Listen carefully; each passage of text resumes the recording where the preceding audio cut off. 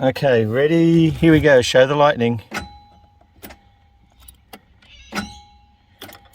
Now, we have a bit of a seized motor, I think.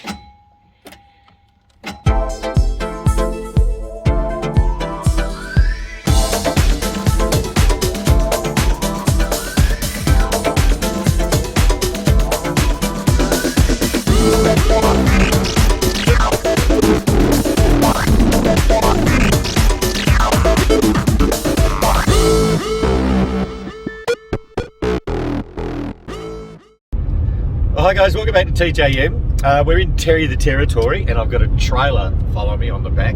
We're heading south to pick up that maroon Series 1 XJ6 that I did a video on last week. Yes, I did buy it. I don't think I told anyone I bought it on that video. I didn't pay much for it. It was on the lower end of the scale, as you guys know. So that's pretty exciting. But the reason why I did buy it, pretty much for the plethora of parts that come with that car. I still have no idea what they are, and a couple of things I've been told. But yeah, let's go and see what we've got. So we'll be there in about half an hour and we'll fire up this camera. Well, we're coming up to it. I think it's that silver thing up there. He's actually got it out for me and put a car cover on it. Oh, lovely man.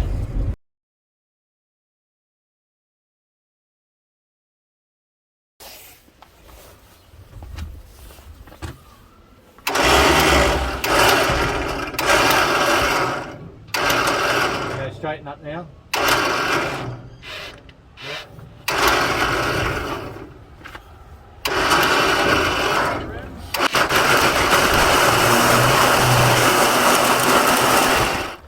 Oh, well, we got it in the Jag cave, thanks to my mate Lee, who helped me get it here. And so I haven't even looked at anything yet. It's now 5:30 in the evening. I was supposed to be back around about 2 o'clock. But we had a few dramas getting it on and off and everything, but it's in the garage. And I haven't even looked at all the parts yet, so we'll go through them later. But we found out the colour it's actually a Mazda colour called Passion Rose. So it's obviously generally not the original colour, which we didn't think it was anyway. But okay, well now I know the colour, that makes things a lot easier. Okay, let's start to look and open some of these parts boxes. Go to the boot first. Oh. Why would I want another vacuum and master cylinder for a brake? I'm going to have a lot of worries storing this stuff. A lot of worries storing this stuff. We'll get it all out first and then sort it.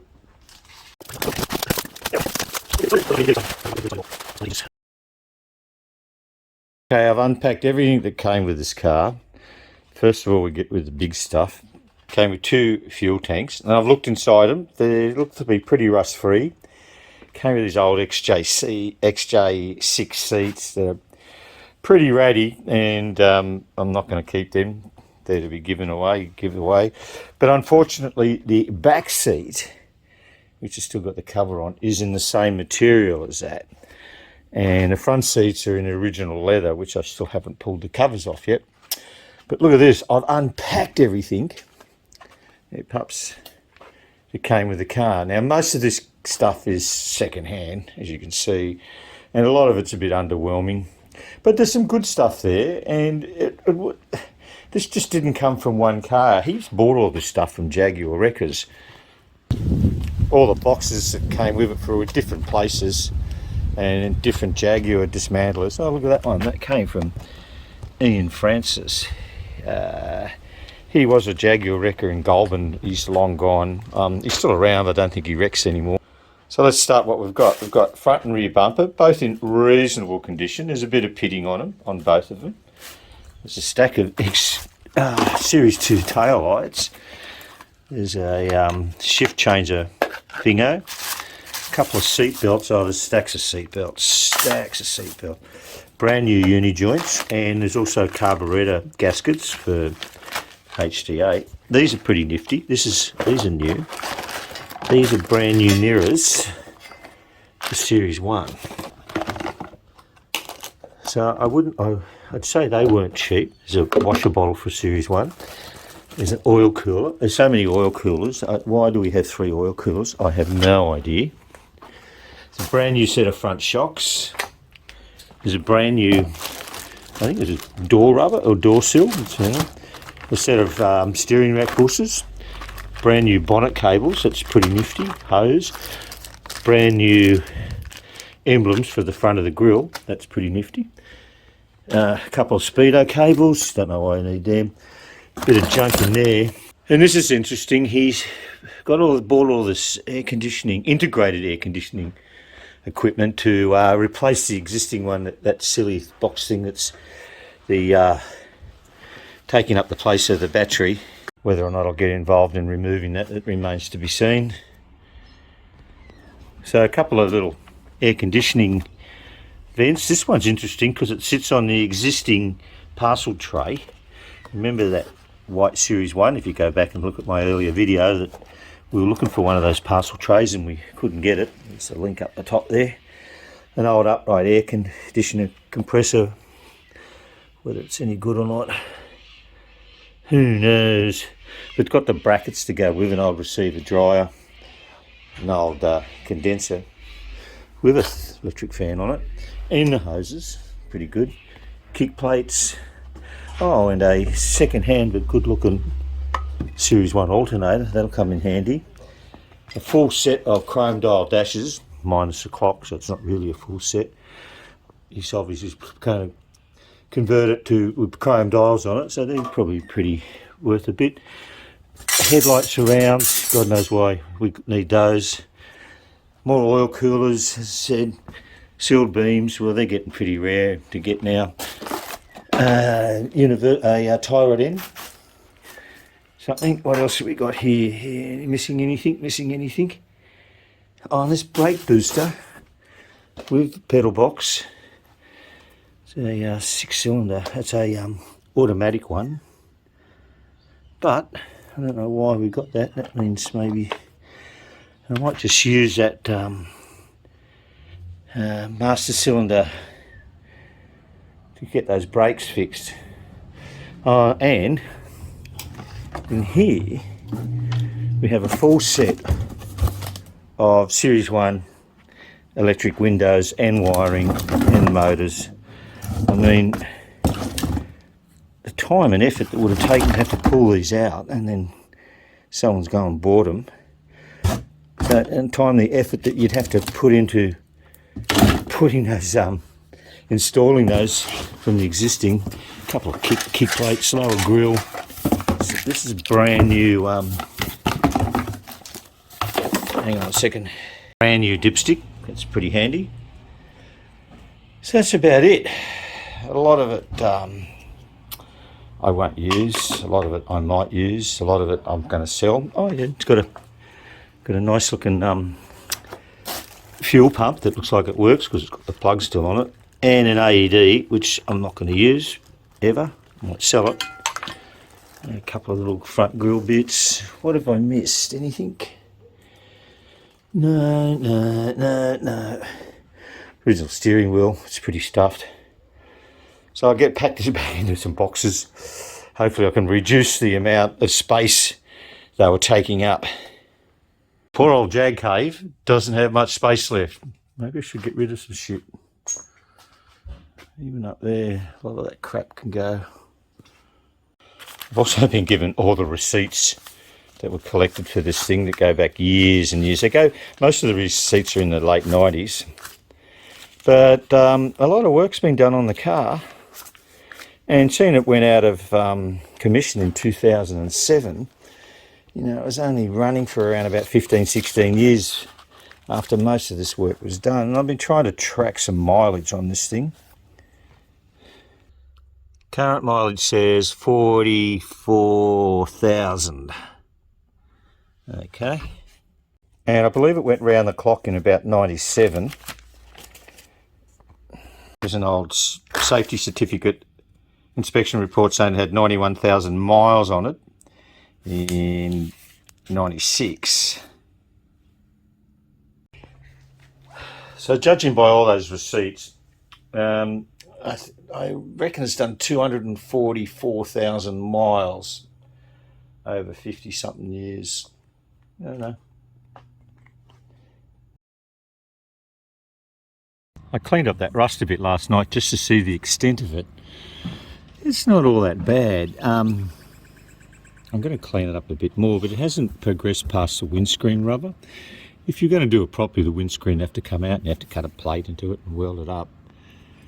I ain't going to do that, but I'm going to get all the rust off it and clean it up and just put some liquid steel in there and then just bog it, clean it up a bit. It'll look all right. Well, it still has coolant in it. That dripped overnight on the floor, and it's green coolant. And this worm clamp had broken off. It was just hanging there, and I'm just looking there, and that's where it was dripping from. So there's still coolant in it. That's a good sign. It looks pretty clean too.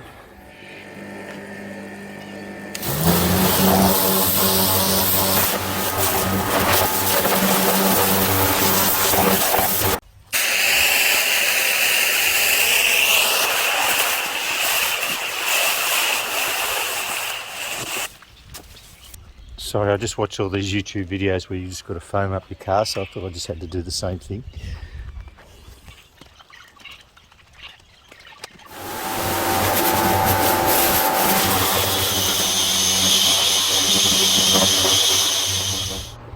Following morning, and we're going to see if we can drain those fuel tanks, see if there's any fuel in them, and see if they're recoverable. I doubt if they are. You know, I've got 2 to put in it. I don't want to have to put them in if I don't have to. So we'll just see how much fuel's in this thing. Okay, well sadly, right tank is totally had it. She's gone to God. Let's try that. Oh, she's got a lot of crap in there. She's gone to God. Totally. Now this lift tank. Oh, at least that turns. And hopefully, a little bit of rust in there. But hopefully,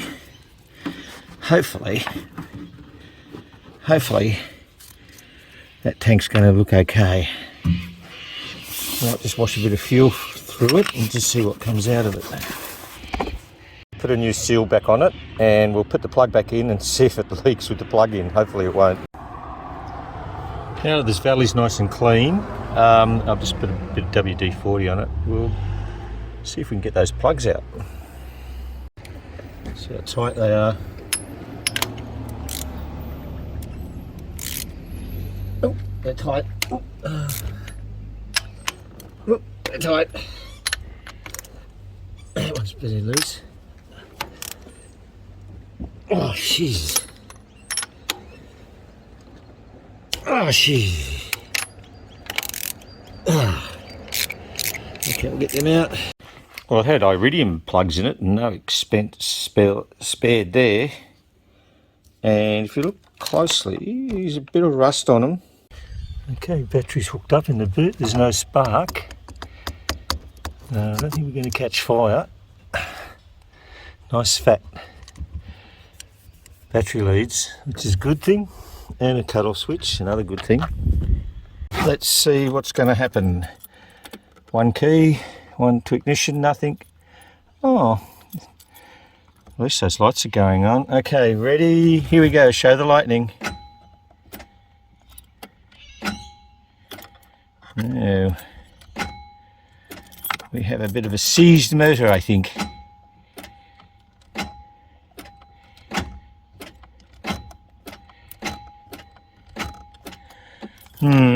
Okay, next step. Okay, I've put a bit of penetrating oil down it, and I've just put a battery booster on the battery as well. That starter doesn't want to crank that motor, does it?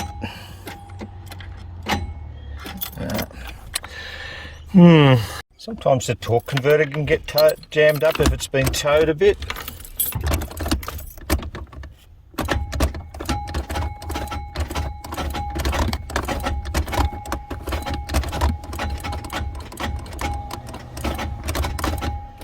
But I don't think it's this case. Well, it's not looking really good. Cylinder number 4, counting from the back, had rust on it. The only one that did, quite a bit of rust on it. And I got my shitty old endoscopy thing, and I've got no SD card in there, but I went in there and had a look at number 4, and it's full of rust gunk. Unfortunately, you can't see it now because I've flooded each one of the cylinders with ADF fluid, put about 50 ml each in them. Well, that's looking at the cylinder wall of cylinder 3. Not real happy about that at all. And it's hard to get a good image, but that's cylinder 4. That crud around there. I don't know. I think this engine's stuffed. Oh well. What can you expect from a car that sat outside for 17 years? It's 51 years old. Who would have thought? And we'll just leave it overnight, and I'll have to take off the fan and the shroud just so I can get my hands down there to see what size nut is on that flywheel damper, the pulley. Does anyone know? I don't know. So she's going to just sit here for a while. So that's disappointing, but it's looking a little bit shinier though after I cleaned it up a bit. It's starting to look the part a bit, especially under this light. I've still got to do the other side yet. Go back a bit there. Just with that covering the lifted clear coat with some new clear coat from a spray can, I mean, you do still see it. But it's coming up nicely, so I hope I can get that engine to turn over to TBA. Well, I put it up on the 4 poster because I'm just going to pretend I didn't see that issue with the seized motor. That's okay. But while she's up here, let's just have a quick look underneath her and see what she's actually like. Let's go to the back first. I'll just move these covers. We know she's got these stainless steel chrome little resis on there, or hot doggies. They're looking pretty smick. Now, you've got to remember that this thing has been sitting in that backyard for over 17 years. So she's got a little bit rusty here and there. It's very dry looking. Not too much oil weeping, not especially no oil weeping from that diff. That shock absorbers look like they've been hanging around for a while, and I can see that exhaust is rusting because that thing, oh yeah, look at that, hasn't been running for 17 years. So we're going to get a bit of that. That one doesn't look much better. Oh, fuck, what have I got myself into? These mufflers have been replaced. Let's just move this thing up here a bit. They're not the original. It's looking a little bit more tidier up this end. Very dry looking. Can't believe there mustn't be any oil in that differential because there's not one drip on it. A tiny bit of oil, there's nothing. It's quite bizarre, really. The dust cover's missing on that universal joint, on that outer cover there. Brakes. Well, 17 years have not been going. Plenty of pad up there. Again, very dry looking. Again, a couple of stainless steel mufflers, pipes. Again, been rusting away there for 17 years. Rear gearbox mount. That's totally fucked. It's gone. Nothing in it. And again, the gearbox is very, very dry. No weeping or drips or something happening there. I don't even know what gearbox it is. Is it a BW 35 or a 12? I'm thinking it's a 35. I'm not too sure on this model. It's a Borg-Warner gearbox. We'll go forward a bit. up into the engine. Those orange socks have been replaced. I was told that this had a from the all those receipts, it's had a Series 3 crossmember put in there. Now, from my knowledge, Series 3 crossmembers have 4-pot calibers, and that's only, I'm guessing, 3-pot. But the looking at the ball joints, upper and lower, they're sealed for life. There's no grease nipples in them, so they've been replaced. So there's tie rod in, there's no grease nipples in there. I've got receipts for this steering rack. A little bit of weeping there, but again on this side, no grease nipples applicable. I don't know too much about that. Again, very dry. Right through the whole thing. Shame it's bloody seized up. So the deal is, I don't know if you can see up there, the bolt that damper pulley on is 34mm. Can't see it from this angle. You can just see it through there now. 34mm or 1 inch 5/16. So I've ordered a socket in 34mm because 1 inch 5/16 is just too hard to get. And there's only a couple of thou out between the two differences between those two sizes. So when we come back next week, we are going to see if we can try and at least get this engine to turn over. Otherwise, it's going to be a basket case, and someone might buy it and have a second-hand engine just throw into it, because I think everything else is worthy except for that. So that engine might be completely stuffed, or we might be able to get it running just nicely enough to get it on the road again. Rack pushers at one time's been replaced. Okay, that's enough of that, I think. And you can see there's no rot. This is a Aussie compliance car. Let's go outside here. These outside seals. Let's have a look there. They're all looking pretty tidy, really, eh? 51 years old. In that regards, the car's so worthy for recoverable. I look at some of those English UK sites where they're trying to restore these things, and mate, these things are just rotted everywhere. Okay, that'll do. Just that is the only thing I can see that needs attention, first issue, and a bit of that exhaust over the back there, but that's pretty good. Well, that last vid was 3 days ago, so we're back in the big smoke at the moment. I'll wait till my 34mm socket comes in. I could have got a 1 inch and 5/16 socket, but I was a cheapskate and bought a set of 6, which includes a 34mm, and hopefully it'll be tight enough to get around there. We'll see. So thanks very much for watching, guys. We'll see whether I can get that engine going or not on that next video. I'm really looking forward to seeing what's going to happen. If it doesn't, it doesn't. If it does, it does. We'll move on with it. If you like the video, please give it a thumbs up. Do you want to hear see more videos like this? Just let me know in the comments, because I love hearing from you guys. And we'll catch you on the next one. Cheers.